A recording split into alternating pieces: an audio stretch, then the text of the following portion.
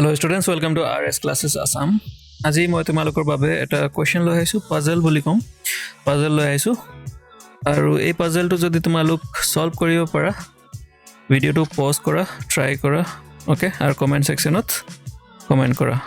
আৰু তুমি জিএ পদ্ধতি ইউজ কৰিছা যদি এই পদ্ধতিটো মই কৰা পদ্ধতি মতে ম্যাচ নাই কৰা তেনেহলে কমেন্টত এই পদ্ধতিটো লিখি দিয়া ওকে ওকে ভিডিওটো স্টাৰ্ট কৰো প্রথমে আমাক দিয়া আছে 5 plus 3 plus 2 15 10 22 হয় 9 plus 2 plus 4 18 36 52 হয় 8 plus 6 plus 3 48 24 66 হয় 5 plus 4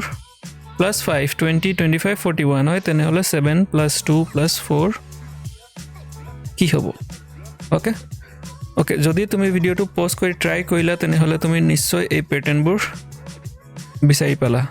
প্যাটাৰ্ন কি হয় যে 5 into 3 ইয়াত কি দিছে আমাক 15 দিছে ঠিক একেদৰে 5 into 2 ইয়াত কি দিছে আমাক 10 দিছে 9 into 2 হৈছে আমাৰ 18 আকৌ 9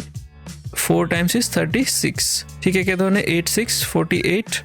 আৰু 8 3 24 5 4 20 আৰু 5 5 25 তেনেহলে 7 to কি হ'ব 14 হ'ব আৰু 7 4 28 এতিয়া আমাক এই লাস্ট দুটা ডিজিটৰ প্যাটাৰ্নটো বিচাৰিব লাগিব সো লাস্ট দুটা ডিজিটৰ প্যাটাৰ্ন কি হ'ব পাৰে সো যদি তোমালোক মন কৰিছা যে প্ৰথম এই 5 টো লিখি লো ইয়াত 5 লিখা ওকে পুৰণ চিন দিয়া আকৌ এই যেটো সেকেন্ড দুটা ডিজিট আছে 3 আৰু 2 ইয়াক যোগ কৰি দিয়া কিমান হ'ব 5 আৰু ইয়াত লিখা 5 5 times is কিমান হ'ব 25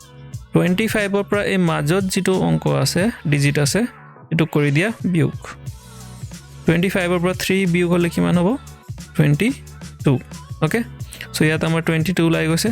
ঠিক একে ধৰণে তোমালোক মন কৰিবা বাকিবোৰটো ওলাব 9 পুৰণ 2 plus 4 কিমান হ'ব 6 9 6 কিমান হ'ব 54 54 ৰ পৰা এই মাজত যেটো 2 আছে হেতু বিয়োগ কৰি দিয়া কিমান পাব 52 সো ইয়াত আহিছে 52 বাকি দুটা তোমালোক চেক কৰি লোৱা ওকে মই ইয়াত লিখি দিছো ইয়াত কি হ'ব 7 আছে আৰু 2 plus 4 কিমান হ'ব 6 7 6 42 42 ৰ পৰা কি বিয়োগ হ'ব 2 বিয়োগ হ'ব মাজত যেটো আছে সো এটো আমাৰ ওলাব 40 সো ইয়াত আমাৰ কারেক্ট আনসার কি হ'ব 14 28 40 14 28 40